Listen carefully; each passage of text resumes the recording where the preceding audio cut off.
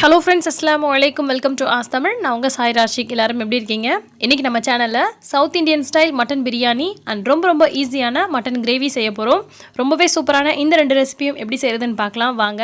பிரியாணி செய்கிறதுக்கு 1 கிலோ அரிசியும் 1 கிலோ மட்டனும் எடுத்து வச்சுருக்கோம். இது வந்து பார்த்திங்கன்னா நார்மல் பிரியாணி அரிசி தாங்க, பாஸ்மதி ரைஸ் கிடையாது. இதை வந்து நல்லா வாஷ் பண்ணிவிட்டு தண்ணி ஊற்றி ஒரு 20 நிமிஷம் போல் ஊற விட்டுருங்க. இதுக்கிடையில் நம்ம மற்ற பொருட்கள்லாம் வந்து ரெடி பண்ண ஆரம்பிச்சிடலாம். அடுத்து நம்ம மட்டன் கூட மசாலா பொருட்கள்லாம் சேர்த்து கொஞ்சம் நேரம் ஊற விட்டுறலாம். இதுக்கு 1 கிலோ அளவுக்கு மட்டனை வாஷ் பண்ணி எடுத்து வச்சுருக்கேன். இது கூட 1/2 ஸ்பூன் அளவுக்கு மஞ்சள் பொடி ஆட் பண்ணிக்கலாம். 2 டேபிள் ஸ்பூன் அளவுக்கு மிளகாய் பொடி ஆட் பண்ணிக்கலாம். மிளகாய் பொடி வந்து உங்களுடைய காரத்துக்கு தகுந்த மாதிரி கொஞ்சம் கூடுதலாகவோ குறைச்சலாகவோ நீங்கள் சேர்த்துக்கலாம். 2 டேபிள் ஸ்பூன் அளவுக்கு சரியாக இருக்கும். அடுத்து இது கூட தேவையான அளவுக்கு உப்பு சேர்த்துக்கோங்க. அடுத்து இது கூடவே 1 டேபிள் ஸ்பூன் அளவுக்கு பிரியாணி மசாலா ஆட் பண்ணிக்கலாம். பிரியாணி மசாலா இல்லை அப்படின்னு சொன்னால் 1 ஸ்பூன் அளவுக்கு கரம் மசாலாவும் 1 ஸ்பூன் அளவுக்கு மட்டன் மசாலாவும் சேர்த்திக்கோங்க. அடுத்து இது கூடவே 1 கப் அளவுக்கு தயிர் சேர்த்துக்க போகிறேன். 1/2 கப் அல்லது 1 கப் தயிர் இருந்துச்சுன்னா சேர்த்துக்கோங்க. இது கூட வந்து நான் வந்து எலுமிச்சப்பழம் சேர்க்க போகிறதில்ல. நீங்கள் விருப்பப்பட்டால் ஒரு 1/2 எலுமிச்சப்பழம் மட்டும் பிழிஞ்சு விட்டுக்கலாம். இப்போ இதை கைகளால் நல்லா பிசைஞ்சு விட்டுக்கோங்க. கொஞ்சம் நேரம் அப்படியே இது நல்லா ஊறணும். அப்போ தான் வந்து பிரியாணி சாப்பிடும்போது அந்த கறி துண்டுகள் நல்லா டேஸ்ட்டாக இருக்கும். ஸோ நல்லா மிக்ஸ் பண்ணி விட்டுட்டு இதை வந்து ஒரு ஓரமாக வச்சிடலாம். கொஞ்சம் நேரம் நல்லா ஊறட்டும். அடுத்து பிரியாணி தாளிக்கும் போது சேர்க்கறதுக்கு அரைச்ச விழுது ஒன்று ரெடி பண்ணிக்கலாம். இது சேர்க்கறதுனால பிரியாணி ரொம்ப டேஸ்ட்டாக இருக்கும். இதுக்கு தேவையான பொருட்கள் சொல்கிறேன், நோட் பண்ணிக்கோங்க. முழு மல்லி 1 டீஸ்பூன் அளவுக்கு ஜாரில் ஆட் பண்ணியிருக்கேன். 5 சின்ன வெங்காயம் ஆட் பண்ணிக்கலாம். சின்ன வெங்காயம் இல்லைனா பெரிய வெங்காயத்துலேருந்து ஒரு வெங்காயத்தை மட்டும் கட் பண்ணி சேர்த்துக்கோங்க. கூடவே 2 பச்சை மிளகா, ஒரே ஒரு காஞ்ச மிளகா சேர்த்துக்கலாம். அடுத்தது இஞ்சி பூண்டு விழுது 200 கிராம் அளவுக்கு சேர்த்துக்கலாம். 4 அல்லது 5 டேபிள் ஸ்பூன் அளவுக்கு சேர்த்திங்கன்னா சரியாக இருக்கும். இஞ்சி பூண்டு விழுது கொஞ்சம் கூடுதலான நல்லாயிருக்கும். ஆனால் கொஞ்சம் கம்மியாக சேர்த்துட்டிங்கன்னா மசாலா பொருட்கள் வந்து கொஞ்சம் கம்மியாக இருக்கிற மாதிரி தெரியும். ஸோ வந்து இஞ்சி பூண்டு விழுது கொஞ்சம் கூடவே சேர்த்துக்கோங்க.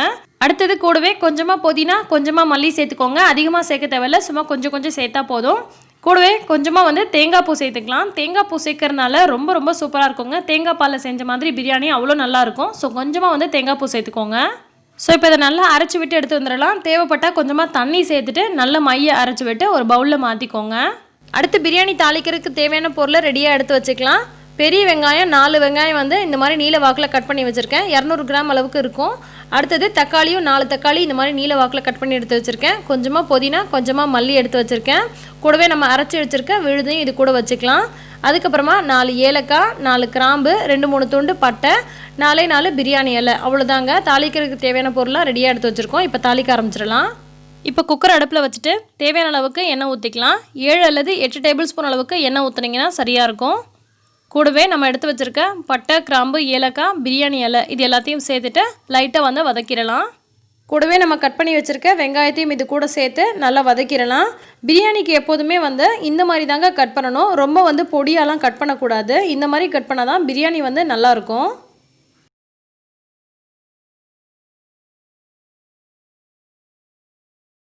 வெங்காயம் இந்த மாதிரி நல்லா வதங்கி நிறம் மாறி வந்ததுக்கப்புறமா நம்ம கட் பண்ணி வச்சுருக்க தக்காளியும் இது கூட சேர்த்துட்டு அதையும் வந்து நல்லா வதக்கிடலாம். தக்காளி நல்லா வந்து குழைய வதங்கி வரணுங்க. 1-2 இருக்கக்கூடாது.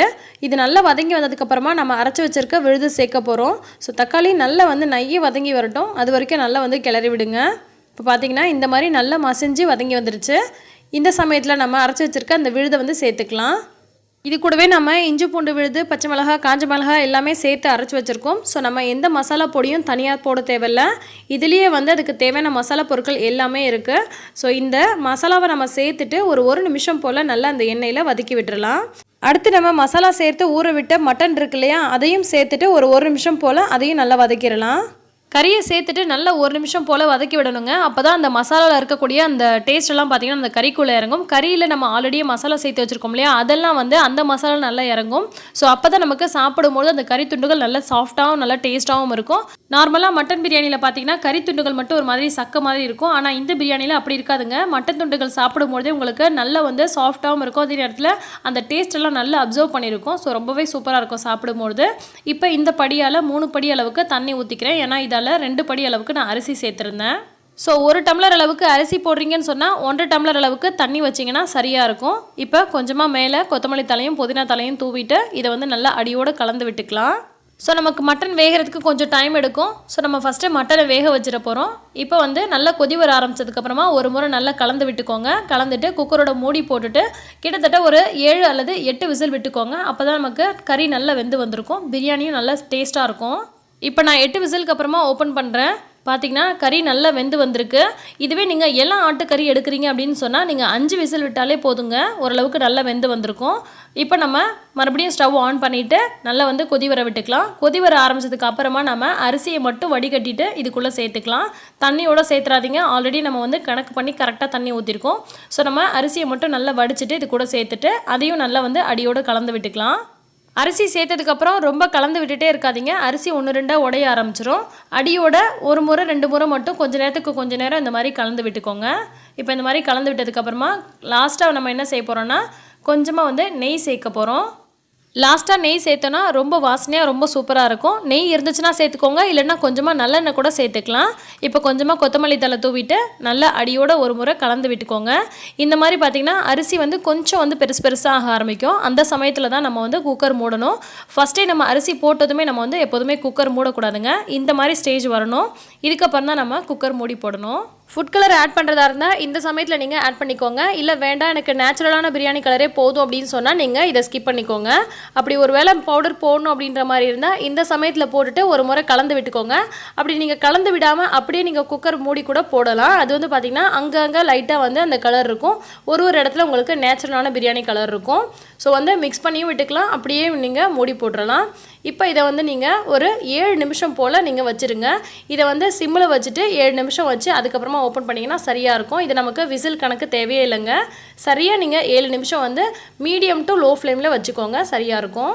சரியாக 7 நிமிஷம் கழித்து உங்களுக்கு ஓப்பன் பண்ணி காமிக்கிறேன் பாருங்கள். அரிசி வந்து ரொம்ப சூப்பராக அடியில் வந்து கொஞ்சம் கூட குலையாமல் ரொம்ப சூப்பராக உதிரியாக நல்லா வெந்து வந்திருக்கு. கறியும் வந்து அட்டகாசமாக வெந்திருக்குங்க. இந்த மாதிரி நல்லா வந்து அடியோடு கலந்து விட்டுக்கலாம். கொஞ்சம் கூட உங்களுக்கு அடி பிடிக்காமல் நல்லா சூப்பராக கிடைக்கும் பிரியாணி. ஒருவேளை உங்களுக்கு அடி பிடிக்குமோன்ற பயம் இருந்துச்சுன்னா தோசை தவா அடியில் வச்சுட்டு அதுக்கு மேலே நீங்கள் வச்சு அது ஒரு 8 அல்லது 9 நிமிஷம் போல் குக் பண்ணிங்க அப்படின்னு சொன்னால் சரியாக இருக்கும். உங்களுக்கு கொஞ்சம் கூட அடி பிடிக்காதுங்க, ஒரு பருக்கு கூட உங்களுக்கு அடியே பிடிக்காது, நல்லாயிருக்கும். கண்டிப்பாக இந்த மெத்தடில் நீங்கள் ட்ரை பண்ணி பாருங்கள், ரொம்ப சூப்பராக இருக்கும். ட்ரை பண்ணிவிட்டு எப்படி வந்துச்சு அப்படின்னு எனக்கு கீழே கமெண்ட் பண்ணுங்கள்.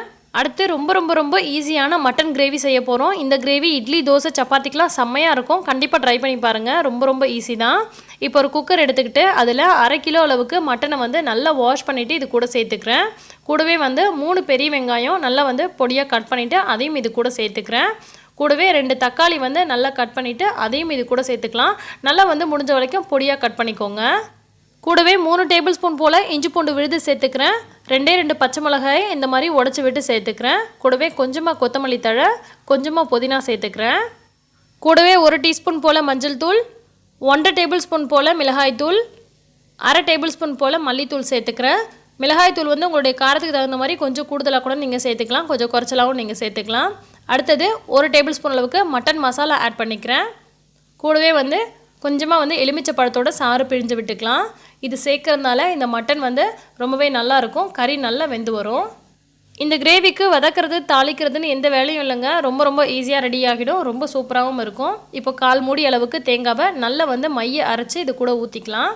இப்போ 1 டம்ளர் அளவுக்கு கூடவே தண்ணியும் சேர்த்துக்கலாம். அதிகமாக தண்ணி சேர்க்க தேவையில்ல, 1 டம்ளர் அளவுக்கு தண்ணி சேர்த்திங்க அப்படின்னு சொன்னால் சரியாக இருக்கும். இப்போ இதை நல்லா வந்து எல்லாத்தையும் வந்து ஒரு கரண்டி வச்சுட்டு மிக்ஸ் பண்ணிக்கோங்க. கூடவே தேவையான அளவுக்கு உப்பையும் சேர்த்துட்டு நல்லா வந்து மிக்ஸ் பண்ணிவிடுங்க. எதையுமே வதக்கலையே பச்சை வாசனை வருமான்ற பயப்பட வேண்டிய அவசியம் இல்லைங்க, ரொம்பவே நல்லாயிருக்கும். பச்சை வாசனை எதுவும் வராது, ரொம்பவே சூப்பராக இருக்கும். இது சாதத்துக்கு சாப்பிட்றத விட இட்லி, தோசை, சப்பாத்திக்கு ரொம்பவே நல்லாயிருக்கும். இந்த மாதிரி எல்லாத்தையும் நல்லா மிக்ஸ் பண்ணியாச்சு. இந்த மாதிரி லைட்டாக வந்து அழுத்தி விட்டுக்கோங்க.